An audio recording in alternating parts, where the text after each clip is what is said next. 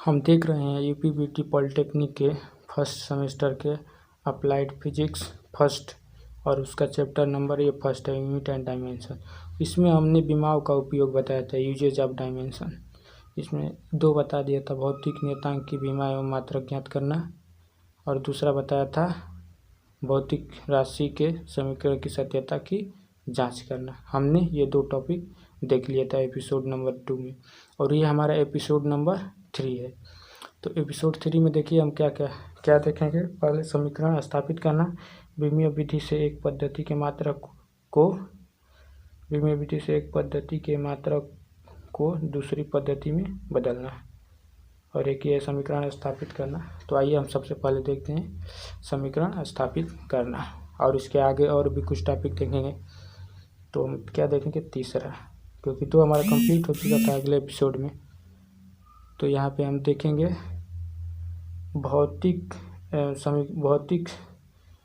किसी भौतिक राशि के समीकरण स्थापित,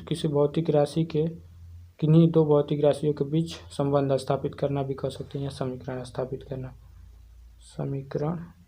भौतिक समीकरण स्थापित करना। अब इसमें देखिए हम क्या देखेंगे समीकरण स्थापित करना में, कि मान लीजिए कि कोई एक क्वेश्चन दिया है, क्योंकि क्वेश्चन से ही इसको सॉल्व किया जा सकता है। क्वेश्चन दिया है कि गतिज ऊर्जा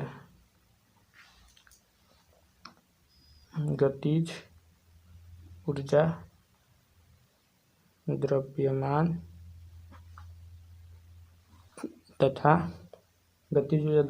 तथा वेग पर निर्भर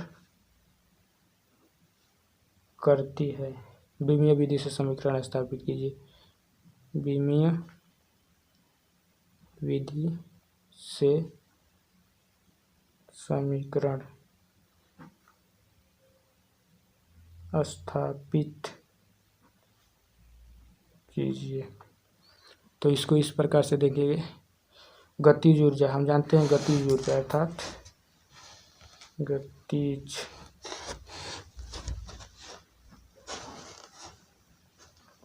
ऊर्जा के से प्रदर्शित करते हैं इसको, और ये किस पे निर्भर कर रही है, द्रव्यमान को m मान सकते हैं यहाँ पे, वेग को भी, और यहाँ पे के। आप ऐसे मत क्वेश्चन कीजिएगा, प्रश्न मिलेगा तो हम इस प्रकार मान लेंगे। माना गतिज ऊर्जा के है, द्रव्यमान m है, वेग भी है, तो गतिज ऊर्जा यहाँ के हो गई।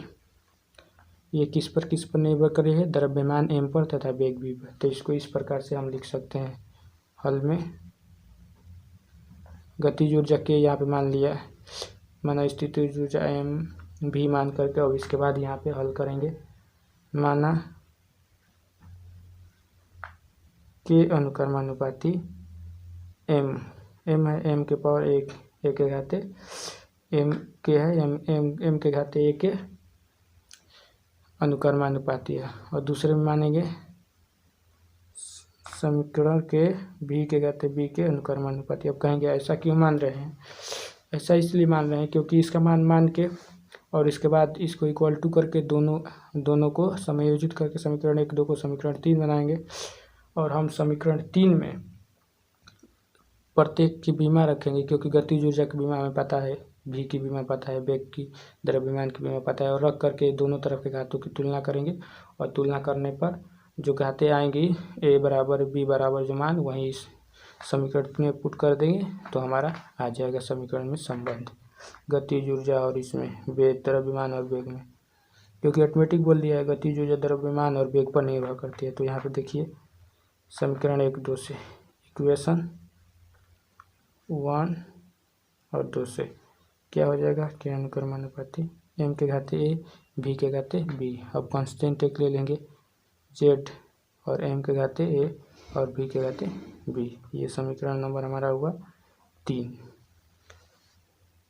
अब यहाँ पे इस समीकरण 3 में एक की बीमा बारी से रखेंगे। जैसे के गतिज ऊर्जा है, तो गतिज ऊर्जा की बीमा क्या होती है, हम जानते हैं कि गतिज ऊर्जा की बीमा ml²t⁻³ देखिए आप लोगों को ये बीमा ज्ञात ही होना चाहिए। अगर ज्ञात नहीं होगा तो आप समीकरण में सब भौतिक राशियों में संबंध स्थापित नहीं क्या कर सकते हैं, समीकरण स्थापित नहीं कर सकते हैं, इसलिए ज्ञात होना जरूरी है।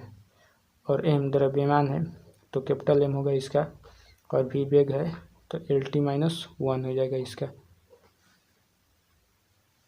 और इसके बाद अब इस तीनों मान को समीकरण 3 से देखिए, समीकरण 3 में रखने पर, यहाँ पे रखने पर लिख देंगे। और यहाँ पे देखिए क्या करेंगे, k = z m⁴ v⁴b दिया है। अब इसमें इस मान को रखेंगे तो k का हम निकाल रहे हैं इतना बीमा, समीकरण 3 में सभी की बीमा रखने पर यहाँ पे लिख देंगे और यहाँ पे निकालेंगे कि ml²t⁻² और m जो है कैपिटल M है m⁴ और v⁴b, भी नहीं, v का तो ये बीमा रखेंगे ना, Lt L और t⁻⁻1 के घाते अब हो जाएगा b, क्योंकि घात ऊपर लगाना ज़रूरी है। तो यहाँ पे इस प्रकार इसको इस प्रकार से लिख सकते हैं, m के घाते a, l के घाते b, t⁻⁻b, और यहाँ पे mLt-2 है, यहाँ पे 2 है। अब इसकी तुलना करने पर घातों की तुलना से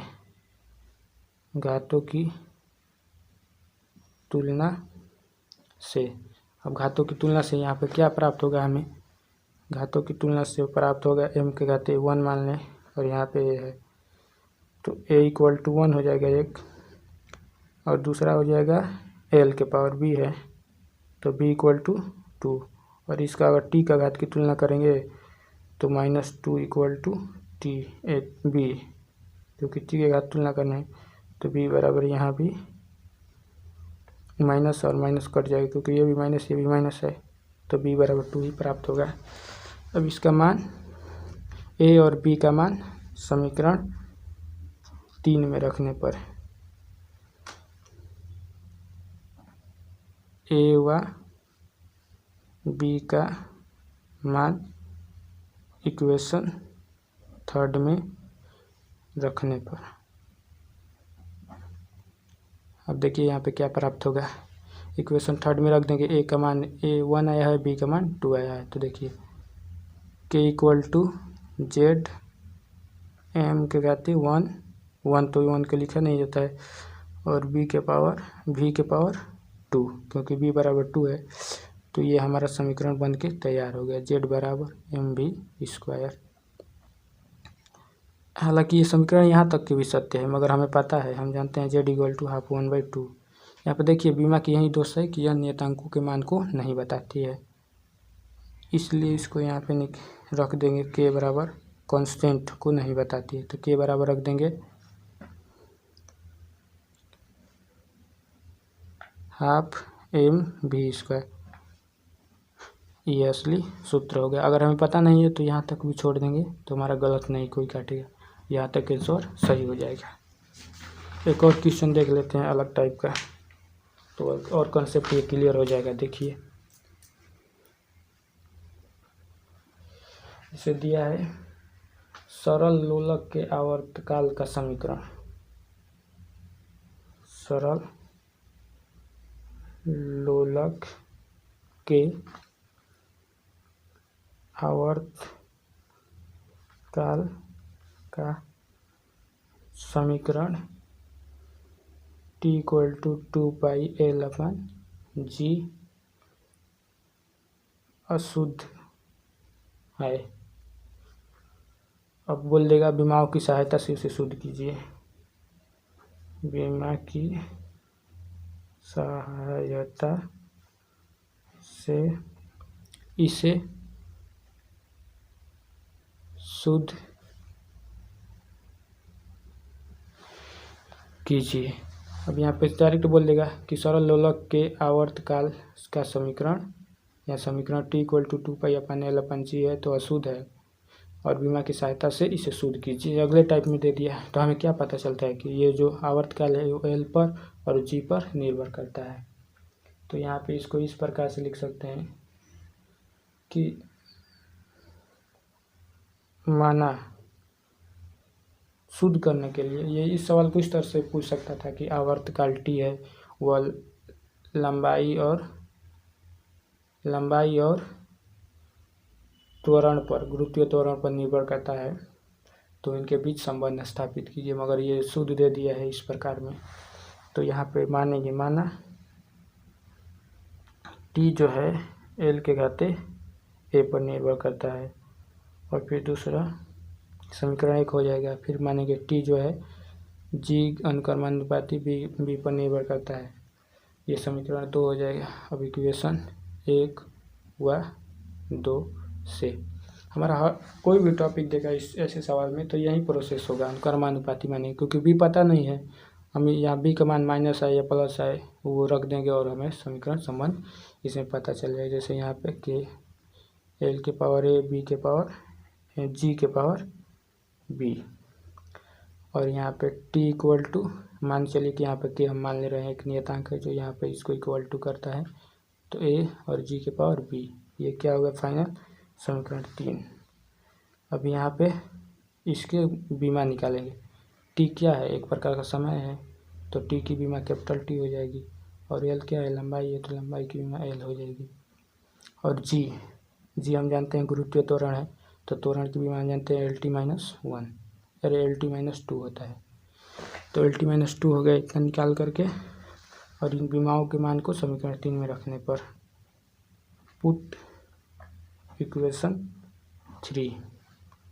अब देखिए यहाँ पे क्या करेंगे, दिया है हमें के एल के पावर ए जी के पावर बी, और इसमें सभी बीमाओं को रख देंगे। टी यहाँ पे के और यहाँ पे एल के पावर ए, यहाँ पे LT-2 के पावर बी रख देंगे, क्योंकि एल और जी का मान रख रहे हैं, तो यहाँ पे टी हो जाएगा, और यहाँ पे एल के पावर ए आ जाएगा, और यहाँ पे एल के पावर बी और टी के पावर -2। तो देखिए आधार बराबर है तो घात जोड़ देंगे, टी इक्वल टू एल के पावर ए प्लस बी, और टी के पावर ये -b हो जाएगा, -2b, क्योंकि यहाँ पे भी -2b, ये हो गया। अब देखिए यहाँ तो एल है ही नहीं, अब यहाँ पे क्या करेंगे, अब इधर पक्ष में एल बराबर 0 मान लेंगे, क्योंकि एल बराबर 0 मानेंगे तो इसका मान 1 आ जाएगा, तो भी यहीं रहेगा। तो यहाँ पे हम क्या करेंगे,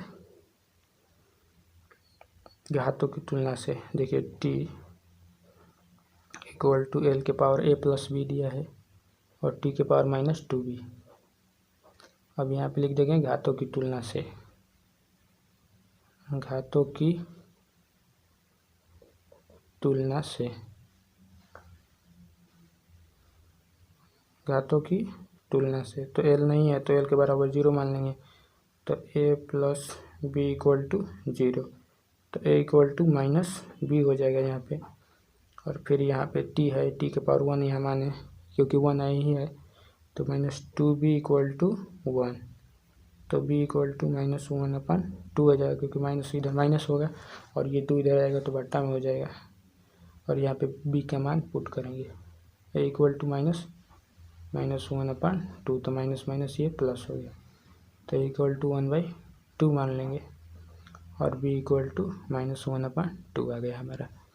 तो अब इस a और b का मान समीकरण 3 में रखने पर, कहाँ है समीकरण 3, ये रहा, या यहाँ पे भी ले सकते हैं समीकरण 3 दिया है टी के एल के पावर ए जी के पावर बी, तो इसको यहाँ पे इस प्रकार से मान सकते हैं कि टी इक्वल टू के एल के पावर ए के पावर कितना है 1/2 जी, बी बराबर -1/2, तो इसको इस तरह से लिख सकते हैं, टी बराबर L/1/2, यहाँ पे के रहेगा ही, और बट्टा में जी आ जाएगा क्योंकि माइनस है तो 1/2, तो और मोडिफाई करें तो इसको इस प्रकार लिख सकते हैं के √L/G, क्योंकि 1/2 का मतलब रूट होता है, तो ये L/G हो गया रूट में।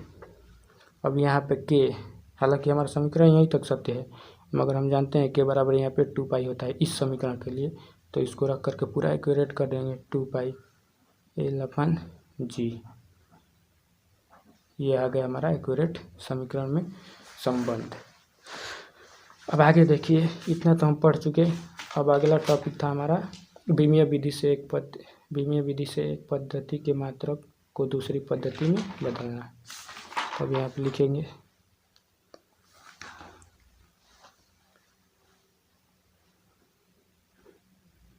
विमीय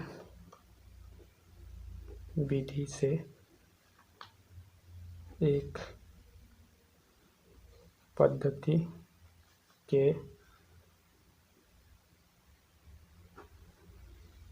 मात्रक को दूसरी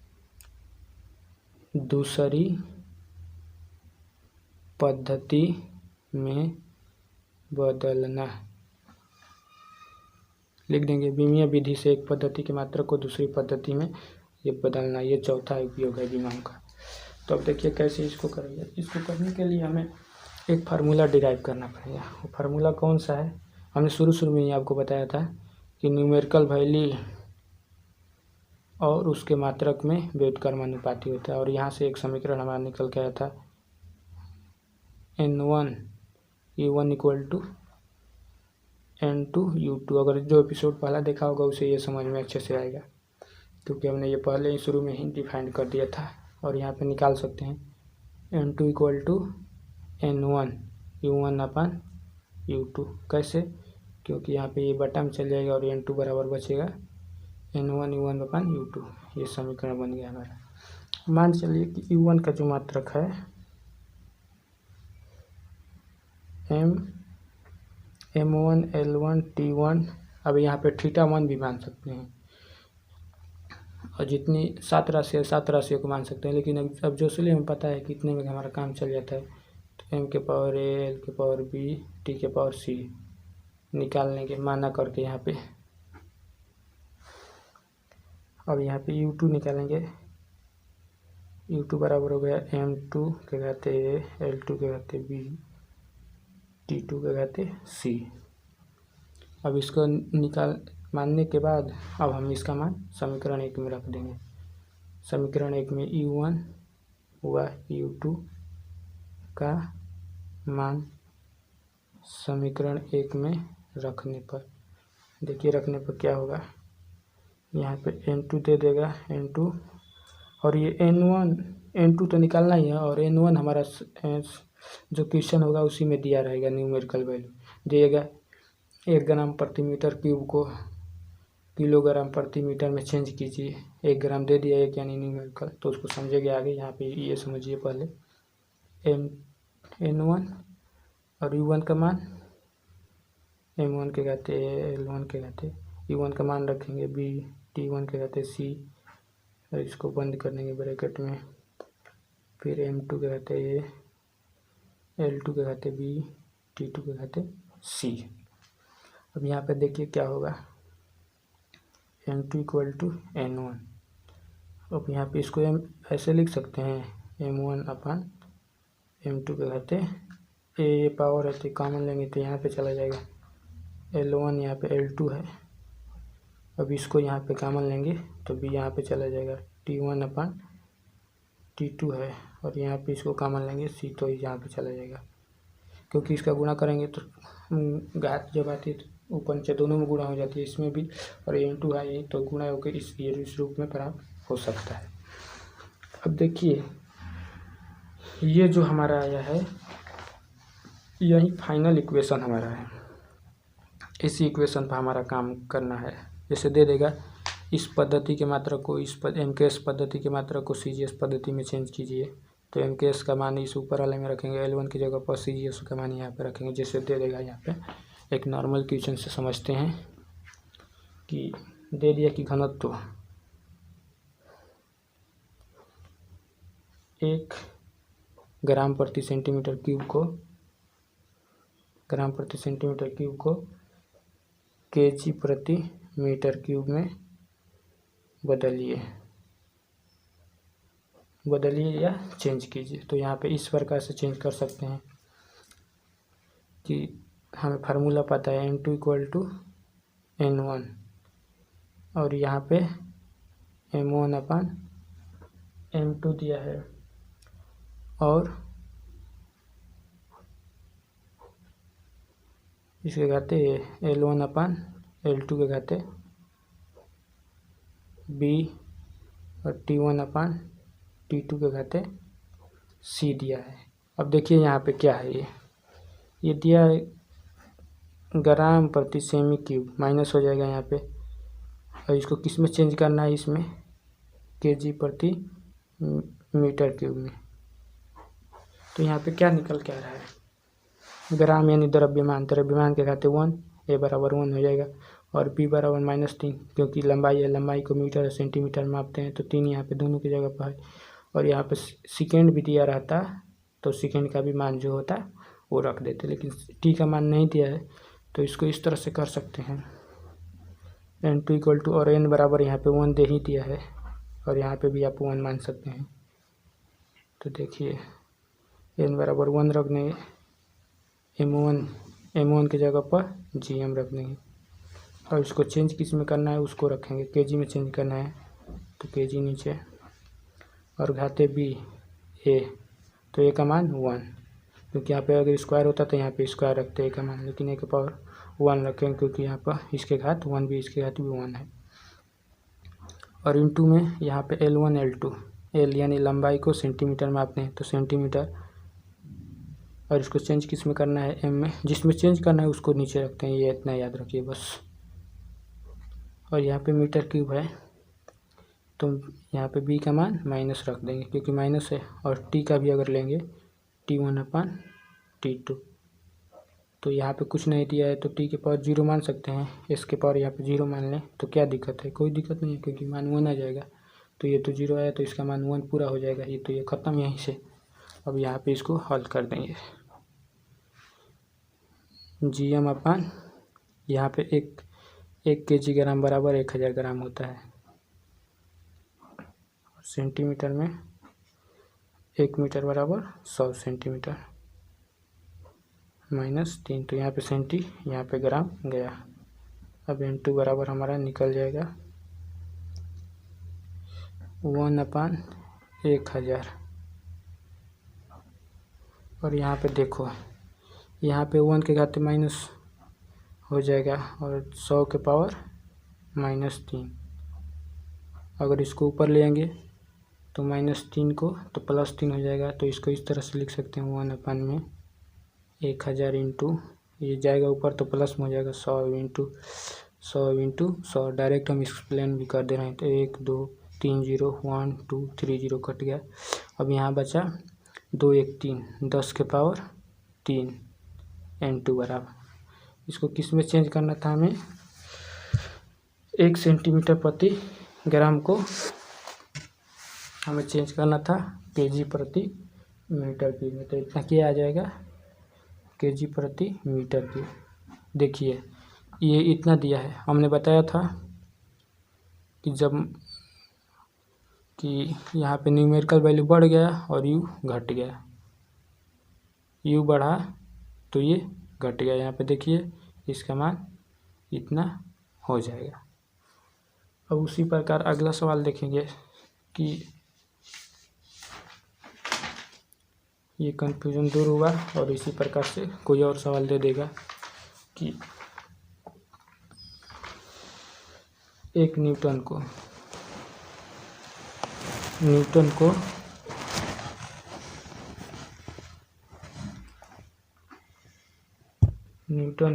डाइन में चेंज कीजिए, डाइन में, तो क्या करेंगे, डायरेक्ट ये बोल दिया कि न्यूटन को डाइन में चेंज कीजिए, सिर्फ यहीं देखें। तो हम जानते हैं कि न्यूटन MKS पद्धति का है, MKS, और ये डाइन जो है CGS में होता है, ये बल का मात्रक है, ये भी बल का मात्रक है। अब यहाँ पे क्या होता है, MKS में बल का मात्रक मीटर, बल का मात्रक हो जाएगा केजी मीटर प्रति सेमी स्क्वायर, न्यूटन का मात्रक केजी मीटर प्रति सेकंड स्क्वायर हो जाएगा, और इसमें डाइन में हो जाएगा ग्राम सेंटीमीटर प्रति सेकंड स्क्वायर। तो यहाँ पे अब क्या करेंगे, ग्राम सेंटीमीटर प्रति सेकेंड स्क्वायर हो जाएगा। तो इसको इसमें चेंज करना है, तो यहाँ पर दे दिया है। हम फार्मूला से जानते हैं N2 बराबर N1 M1 अपान M2 के घाते A और L1 अपान L2 के घाते B, T1 अपान T2 के घाते C। अब यहाँ पे देखिए क्या क्या हमें पता चल रहा है। केजी के घाते 1 है, तो ये का मान 1 हो जाएगा। मीटर के घाते, मीटर किस में आता है लंबाई में, तो मीटर के घाते यहाँ पे क्या हो जाएगा 1, B बराबर 1, यहाँ पे भी सेंटीमीटर 1 है। और सेकेंड स्क्वायर C का मान भी, अगर इसको ऊपर ले जाएंगे तो इसको इस तरह से लिख सकते हैं kgm इंटू S माइनस 2, और इसको भी इस तरह से लिखा जाता है gram centimetre into S minus 2। Second के पावर -2 तो C के पावर -2 हो जाएगा। तो यहाँ पे हम मान रख देंगे। इससे N1 का मान कितना है 1, तो N1 का मान 1 निकाल लेंगे, क्योंकि जहाँ कोई संख्या न दी रहे तो उसको गुणा में 1 मान सकते हैं, क्योंकि 1 का गुणा करने पर उस संख्या में कोई प्रभाव नहीं पड़ता है। तो देखिए आप M1 की जगह पर kg, और इसको किस में बदलना है ग्राम में, CGS में, तो ग्राम, और A के पावर 1, क्योंकि इससे कहते 1 दिया है और इसके भी कहते 1, तो A के पावर 1 रख लेंगे। और फिर यहाँ पे L का मान मापते हैं मीटर में या सेंटीमीटर में लंबाई को, तो L का मान मीटर, और किस में चेंज करना है सेंटीमीटर में। और यहाँ पे B के पावर क्या दिया है CM का भी मान 1, M का भी मान 1, तो यहाँ B के पावर 1 रख देंगे। और इसके बाद यहाँ पे इसको लगाएंगे सेकेंड, यानी कि इसमें भी सेकेंड है और इसमें भी सेकेंड है, क्योंकि सेकेंड चेंज नहीं होता, इसे कहते -2 है। तो ये कट के 1 हो जाएगा और 1 का मान यहीं आएगा। तो 1 के पावर -2, -50, -6 भी रखिए तो 1 का मान 1 ही होता है। कोई भी घात रखिए 1 का तो वो 1 ही आ जाता है। तो ये तो यहीं से गया। अब इसको देखिए आगे हल करेंगे। 1 इंटू kg बराबर 1000 ग्राम होता है, 1 kg बराबर, तो 1000 ग्राम बटा में ग्राम। देखिए जिसको चेंज करना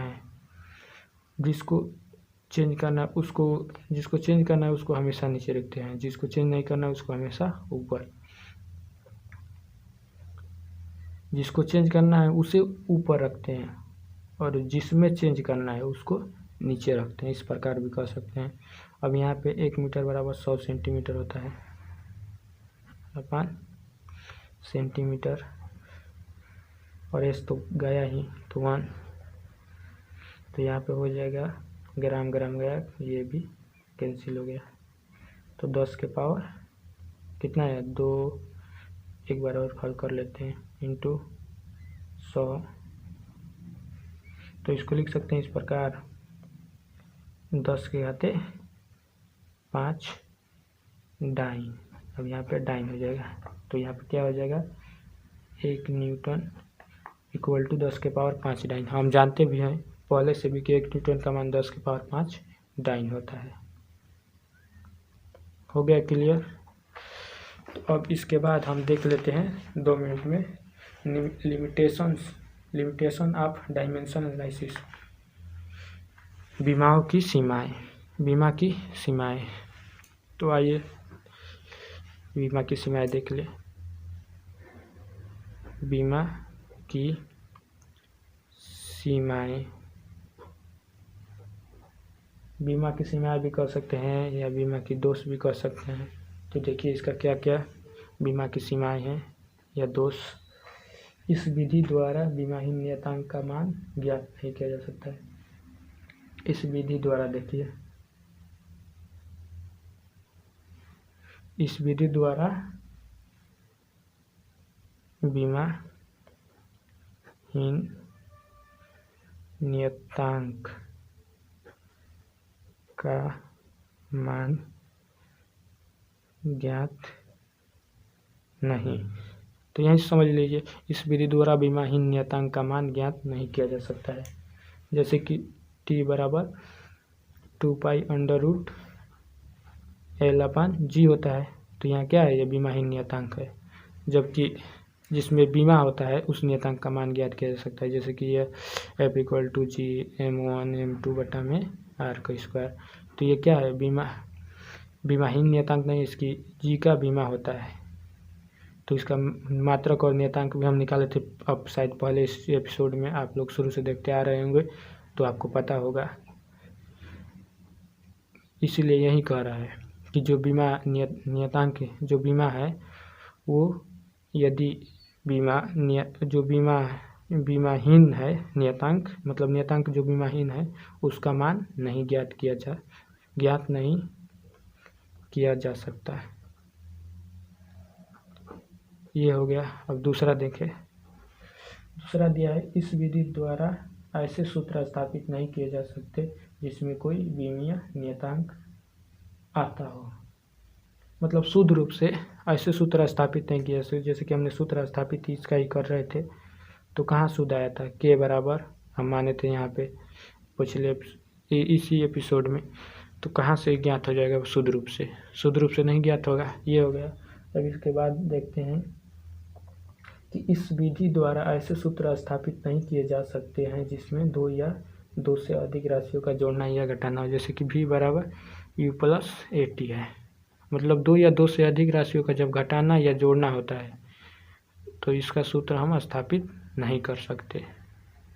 ये दोष हो गया मुख्य। जबकि हम देखते हैं कि जोड़ना घटाना ma का सूत्र स्थापित कर सकते हैं, इसका भी सूत्र स्थापित किए थे पर वो भी शुद्ध रूप से नहीं स्थापित किए थे। जबकि यहाँ पे कुछ और जोड़ दें तो वो उसका सूत्र स्थापित नहीं किया जाता, जैसे ये है। और एक और होता है इसमें, s बराबर ut+12at² भी होता है, उसका भी सूत्र स्थापित नहीं किया जाता। मतलब कि कोई भी यदि 2 राशि आपस में जोड़ी जा रही हैं उस इक्वेशन में तो उस इक्वेशन का सूत्र